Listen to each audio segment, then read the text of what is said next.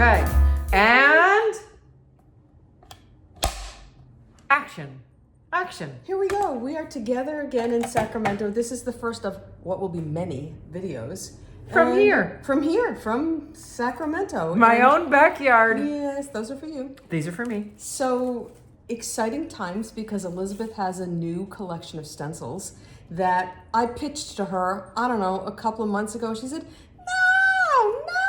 the Klimt is Art Nouveau. What more do we need to do? And I'm like, I'm pretty sure there's more. And of course, she's come up with some awesome designs. Well, you know, that's always my reaction to Barb is I don't want to.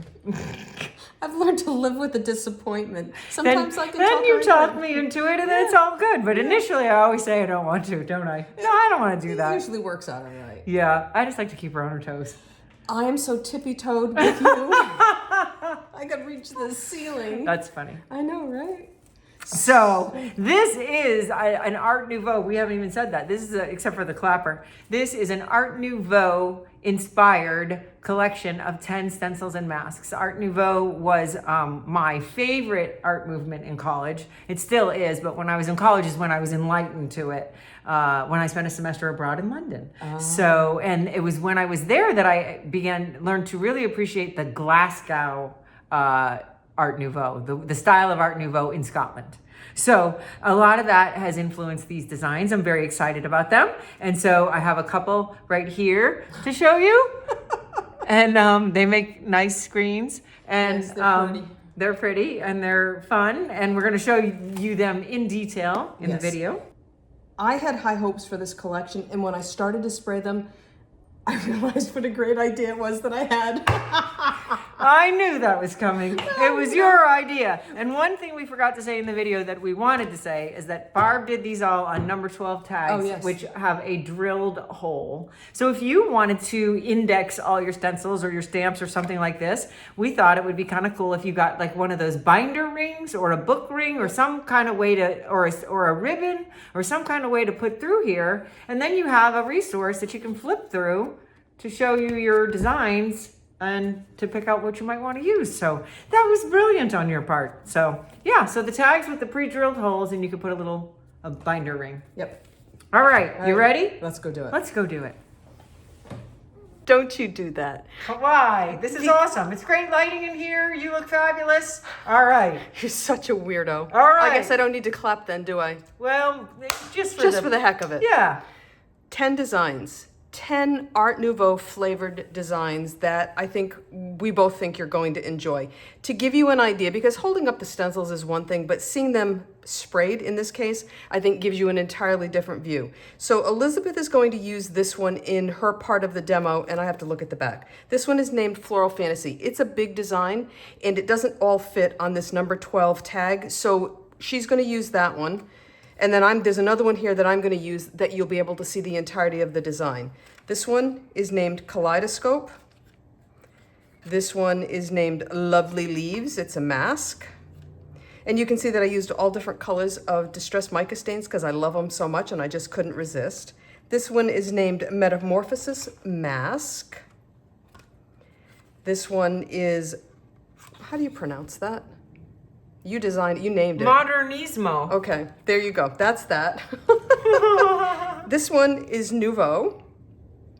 Nice. Yes, this is the one that I'm going to demo with in a second. It's named Passion Flower. This is a bigger design, and we want you to see all of it. This is another one that's bigger, and we don't have something to show you, so you'll see this in an upcoming video. This one is named Stained Glass Window Mask. And then we have Tail Feathers, which is perfect. I think it looks just like tail feathers. Oops, sorry. There you go. And then the last one is, how do you pronounce that, sister? Tendrillus. That's what I thought, but I was just not going to go there. So before I forget, something that's worth mentioning is that when you spray, more is not always better. You'll notice that I lost some of the design in here, and I lost some in here. This is simply a question of too much spray. If you look here, you can see these really thin lines. They imaged beautifully because I didn't press so many times and push out so much spray. So more is not always better. I mean, I like to think that more is better, but that's not always the way that it works. So that you can see the whole thing, I'm gonna work on some of the 9x12 Yasatomo paper. And this one, I've already forgotten the name, I think, is Passion Flower. So what I'm gonna do is spray through it, and then I'm gonna turn it over, flip it, and then print what's on the back. Okay, so I have two colors of Tim's oxide sprays. I have milled lavender and wilted violet. So I've got kind of a light purple and a dark purple, and I'm gonna bring in orange because I love that combination. It's nice when you work with complementary colors like that are across the color wheel from one another, because it means you get some real kick and pop. This is a much darker color. All right, so when we lift this up, you're going to see the entirety. How pretty is that passion flower design? Look at that. Yeah. That looks nice. The interesting thing is that it looks great when used its in entirety, but it also works really well if you just choose a section of it to play with. So don't feel like you have to use the whole thing, although we certainly would encourage you to because we think that it's marvelous. So then if I wipe this up and I come back and I turn this over and print what's on the other side, and I already dribbled something on there, but it is what it is. So when you print like this, and I did a really poor job of this, but you want to be certain that the liquid that's on the other side of that stencil comes into contact with the paper or whatever the surface is underneath. And I'm gonna grab, so this is, let's get that laying flat. It's not gonna be perfect because, again, I'm a little goofy here today. This is Jack-o'-lantern. It's one of Tim's Distress mica stains. And I'm just gonna come through and I'm gonna spray through the opening, and we're gonna get that nice contrast of color. And we're also going to get, well, I didn't spray in this corner, but we're going to get the two color in opposition. And how pretty is that? Wow. So you get that nice strong contrast, and you get color everywhere. Rather than leaving some of this light or whatever your background color is, you get color everywhere. And this is one of my favorite techniques to play with. Now I could keep going with this. I could turn this over and print what's on here, and you can almost go ad infinitum until you finally get tired or you run out of surfaces, but for the sake of brevity, I'm not gonna do that. So this is Passion Flower, and Elizabeth has got several that she's gonna work with in a moment, so you can see how wonderful they are on the gel plate.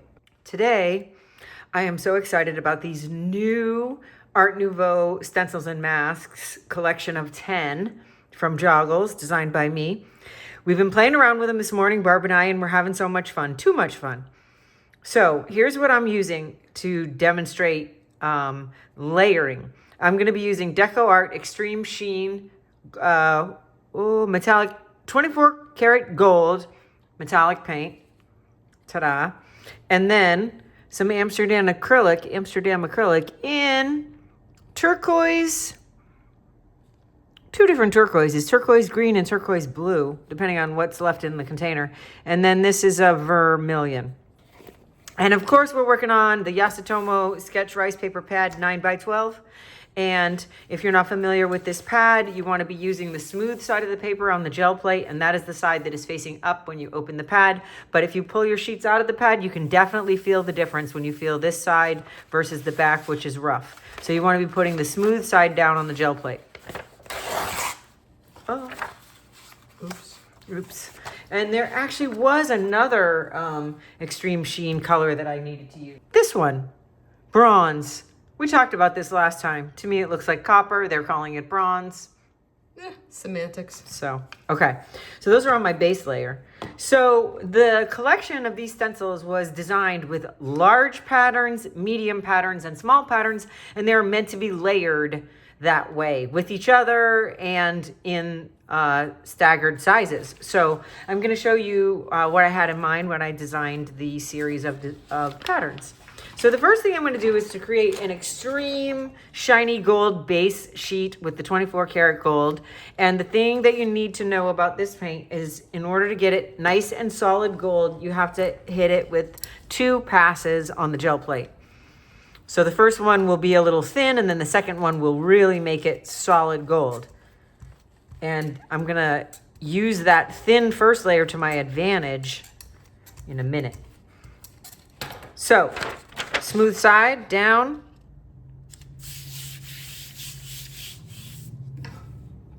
I got my speedball 4-inch Red Baron. Keeps me from drying my hands out. Okay, so you can see the first layer, it's shiny, but it's a little on the light side. So when you're using this paint on the gel plate, you just want to make sure you do a second pass to cover the white of the paper. So we have a nice thin layer. Don't metallic paints have a tendency to be a little bit transparent anyway? They're not super opaque. Sometimes gold is that way for sure. I think the bronze and the copper are a little more opaque, but the gold is definitely more on the side of a little bit translucent. Okay, so now there's no debating how beautiful we got a that is. really nice solid gold. And here's a pro tip for you. When you're rolling out your brayer, I've got the gold in the brayer. I'm just going to roll it out onto this print that I just made. You know, I'll clean off the brayer, put that extra paint right on there. So, oops. So now I've got a really beautiful solid gold sheet. And the first thing I'm going to do with that is apply a small pattern, one of the smaller patterns. So this one is called Tail Feathers. Barb very generously labeled these for me so I can sound like I know what I'm talking about. So now we're going to take the bronze / copper and put a layer of that over the gold. Now, I did get some of the gold out of my brayer. I'm not worried if there's still some color in it because going from gold to bronze / copper is not a big jump. So we're okay if a little bit of the color gets in there. So now we're going to put the tail feathers into that second metallic color. And what I'm trying to achieve here is a metallic on metallic, kind of a subtle pattern, subtle color. I took a whole chunk out of that, Barb. Oops, I don't know how I did that. So the first layer I found to be works the best with the small pattern and low contrast of color. So if you're not doing metallic, even if you were doing blue, you would do blue on blue with a low contrast of color so that this is a subtle pattern layer. So you want your colors to be close together. Okay, so here we go. Look at that. So this is really nice. The first layer, the metallic small pattern, and it's metallic, two metallics together in a low contrast of color. So now, I hate to do this, but I'm just going to wipe that off. I'm just going to spritz the plate and use a paper towel and come back to clean. So now we've got the next two colors, the orange and the tealish turquoise. So it's very interesting because I've printed these twice, and it is a very different effect if you put the turquoise down first or if you put the orange down first and the turquoise second. The order that these are applied in makes a big, huge difference. You wouldn't think so, but it does. So I think this time, Barb, you liked it when I put the orange down first, didn't you? Yes, because the turquoise was what was the predominant color on top, right? I think so, but at this point I can't really remember. Yeah, I know. I think that was so. a couple of hours ago. Yeah. So now we're going to take Kaleidoscope, and this is important. We're putting this onto the plate with no paint, and we're going to brayer the orange through it. So that's kind of different. That's kind of different because what we're going to do is we're going to add the pattern to the plate, and it's not going to be a ghost print. It's going to be a solid, nice, thick layer of paint. Sometimes with the ghost print, the paint sticks to the back of the stencil, and when you lift it up, you don't have a nice solid layer. So this is going to give us a very solid layer. My brayer has a little copper in it. Doesn't matter because I'm going to orange. So I'm brayering this right through the stencil, and then you're going to want to take your stencil to the sink or throw it in a dish basin of warm soapy water on your work surface so the paint doesn't dry all attached to it. So now we lift this up and we've transferred that pattern onto the surface of the gel plate, and we're going to let that dry. So because we're going to let that dry, you have plenty of time to go and rinse this in this process. You're going to need the time because we're using heavy body paint. So we're going to need the time for that to dry by rinsing this off. Okay, so I'm going to give it a little fan. You could use your heat tool. You could go check your email. You could walk your dog. You want to make sure this is dry. It doesn't need to be bone dry, but it needs to be dry enough because we're going to put another layer of paint over it, and we don't want this layer to be smearing the orange. So you can give it a little test with the tip of your finger. That's still pretty wet. Don't we have a lot of email we could be checking right now? I'm betting we do. Yeah. Okay. So now this one was Kaleidoscope, and then the next one I'm going to use, so this is what I consider a medium pattern. This is the small pattern. This is the medium pattern. Now we're going to bring in Floral Fantasy, which is the very large pattern. So that's going to be the next layer. And that's how I designed this series of stencils and masks, is that they're small, medium, and large patterns, and they can layer nicely together. So now I'm going to bring out the blue brayer because I definitely don't want orange to contaminate my blue. And what I really want to use is this color, but I think there's not a lot in there. What about if you blend the two? I could blend the two. That was my thought in bringing it out, but we'll see if we can get enough out of this. I squeezed that one pretty well when I used it the last time, so. Oh, thanks. Sorry, love That's you. all right. That could be enough. So we'll add the second one in there.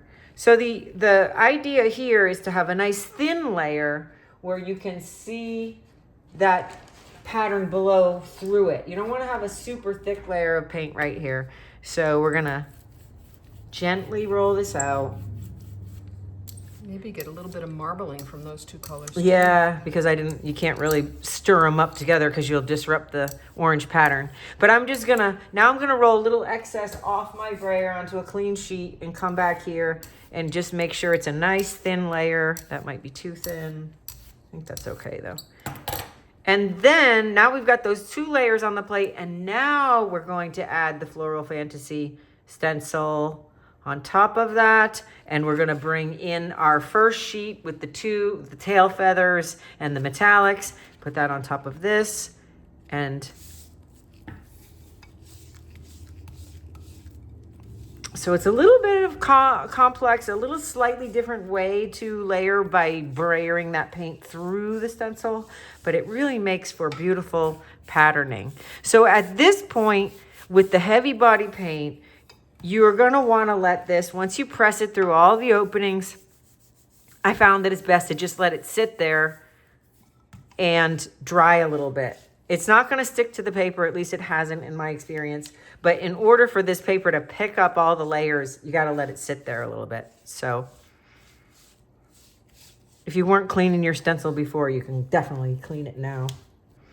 Okay, now we've waited a few minutes. How long would you say that was? 2 or 3 minutes? Yeah, in that neighborhood. Yeah, not like an hour or whatever. Oh, good grief, no. No, just a few minutes. And now we're gonna pull the print, and it is gonna leave some paint behind, which we're gonna make use of, but you're also seeing that teal and orange pattern then appearing in the openings of the Floral Fantasy stencil in the large pattern. So look at that, how beautiful. Well, That came out really good. and we said this earlier when we were playing around. One of the things I think that makes this work really well is you combine a very matte surface paint with one that shines. So you get contrast in color, you get contrast in finish. It's just win-win. Yeah, it's really nice to have that combo. You've got the pattern in the metallic to begin with, and then the pattern in the openings of the Floral Fantasy stencil. So now I have stuff left on the plate that this time I'm not gonna wipe off. I'm gonna lift this up, and I don't know how much of a ghost print or whatever we have going there, but I'm gonna take the gold, the 24 karat gold, Extreme Sheen, and roll this off a little bit, get some of that orange out. And a new sheet of paper. So I'm gonna put the gold. Now remember, the gold is only really so solid gold if you do 2 coats. So this will be interesting. It'll be a little bit thin, but it makes for a really kind of neat watery effect. So here we're gonna put the smooth side down over everything that was left on the plate, plus a layer of Extreme Sheen gold. And we're gonna give it this a minute. We'll see how it picks up. I like to use the Baron because it allows me to get pressure off the edges and into the corners that I don't necessarily get with my hands. So we should get a nice full print here. Let's see. Okay, we can even do another one, Barb. There's still paint left on there. But check this out. It's pulling with the gold and giving you kind of a neat watery effect on the top surface of that. You can see the pattern underneath it, but you also get the gold over the top. And that's kind of cool. And this has got most of it picked up in the middle, so you could pull that again, but it's not going to be amazing. So, okay, so now I want to show you the prints that I made while we were preparing for this. So it's the same exact process. In this one, I used the stained glass window and I used purple and orange, small and medium pattern in the openings. So it's the same steps. In this one, I used passion flower with a different bronze pattern on the gold, a different stencil from the same collection. This is the one that we made, the first one that I made, that is basically like the one I just made, only I had no pattern in the gold. So if you want to just go with flat, shiny gold without a separate pattern, then you get really contrast of flat out here and pattern on the inside. So that's an option as well. And then this one, I told you when we pulled it in opposite direction, look at this. This is the same, orange and teal, but this was teal on the bottom and this was teal on the top, or vice versa. I'm not sure. Do you remember? No.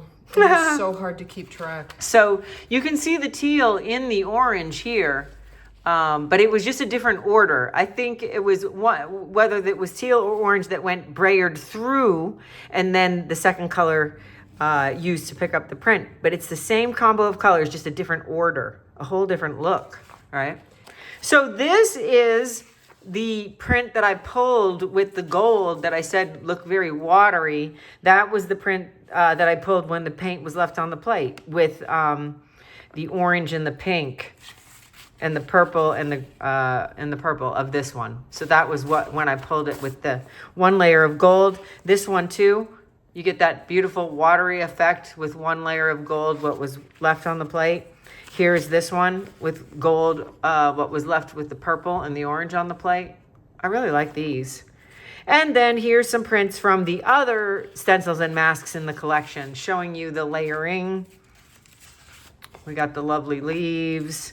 We got the passion flower over metallic, the stained glass over metallic, stained glass window. This one is, I don't know how I did this. Oops. Oh well. This one, which I think is kaleidoscope in the orange over teal. Here's another. This is the pull, but instead of using, this is that watery last pull, but instead of using gold Extreme Sheen, I use the teal Extreme Sheen to pull the ghost print. Here's the stained glass window, full strength teal over full strength gold. Really shows you the pattern there. I like this one. This is the kaleidoscope. On this one, I actually, instead of running the stencil under the water in the sink, I actually flipped the stencil over and pressed it on here and transferred the extra paint onto the gold, if that makes sense. Kind of like Barb did with the spray, when the stencil was covered with spray and then she flipped it over and pressed it onto the paper. Same thing here. After I brayered the color through the kaleidoscope stencil, I flipped it over and transferred that paint that was on the top to a prepared gold base sheet. That came out really good. Mm-hmm. That it did. This one is a combination of layers of large, medium, and small. So you get the metallic and the non-metallic and the opaque and the translucent. That one's fun too. And then this one is passion flower with the with another transfer of paint from the surface of the stencil. So we got a lot of different applications and ways to make prints from this collection of 10 new Art Nouveau stencils and masks. So, in conclusion, I think one of my favorite takeaways, definitely Barb's favorite takeaway, was the process of creating this print with the color applied in two different directions. So teal down first or teal down second, orange down first or orange down second, really revealed very different results. And that's pretty cool.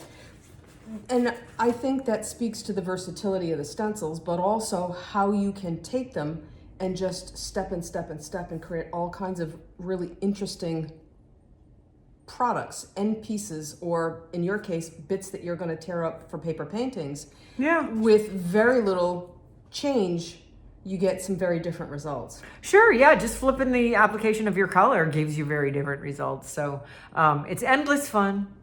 Endless fun, and I'm really excited about this collection. So thanks for poking me. And endless fun. This is the end of this video. That is. And with that, over and out. Bye. Bye.